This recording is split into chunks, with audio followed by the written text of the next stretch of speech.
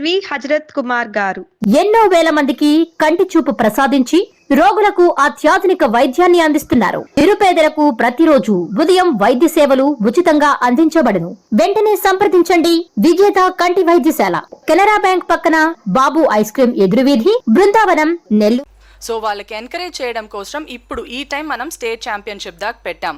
But దీని ముందు కూడా మనం sports festival at the district level కావచ్చు, లేకపోతే పార్టిసిపేషన్ ఇన్ స్కూల్ గేమ్స్ కావచ్చు, అండ్ ఇలాంటి చాలా గేమ్స్కి కూడా మనం ప్రయారిటీ ఇవ్వడం జరిగింది. ఇంట్రామ్యూరల్ టోర్నమెంట్ దాంట్లో పార్టిసిపేట్ చేసిన వాళ్ళని బ్యాకప్ సర్టిఫికేట్గా పెట్టినారు.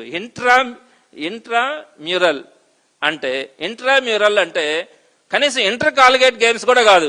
ఇంటర్ కాలేజ్ గేమ్ అన్నదే ఒక కాలేజీకి మధ్యలో జరిగేటువంటిది. ఇది ఇంట్రామ్యూరల్ టోర్నమెంట్ అంటే ఒకే కాలేజీలో పక్క సెక్షన్స్ ఉంటే ఆడుకుంటారు కదా, 2 సెక్షన్స్ ఉంటాయి. ఆ 2 సెక్షన్స్ మధ్యలో జరిగితే ఆ సెక్షన్స్ మధ్యలో గెలుస్తారు కదా, అది ఇంట్రామ్యూరల్ టోర్నమెంట్ అంట. అది కూడా మీరు బ్యాకప్ సర్టిఫికేట్ కింద తీసుకున్నారు.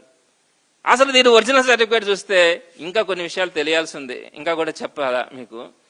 ఇట్లా ఎలాంటి వాళ్ళకి మీరు జాబ్స్ ఇచ్చేసి క్వాలిఫికేషన్స్ చూసుకోకుండా మీకు సంబంధించిన వ్యక్తులకి మీరు ఉద్యోగాలు ఇచ్చేసి ఈ విద్యా వ్యవస్థని ఏం చేయాలా అనుకుంటా ఉన్నారని నేను ఈ సందర్భంగా విద్యాశాఖ మంత్రికి కానీ అందరికీ కూడా నేను ప్రిన్సిపల్ సెక్రటరీ గారికి కానీ కమిషనర్ గారికి కానీ అందరినీ కూడా నేను అడుగుతా ఉన్నాను. మీరు ఒకసారి ఆన్సర్ చేసుకోవాల్సిన పరిస్థితి ఉంటుంది.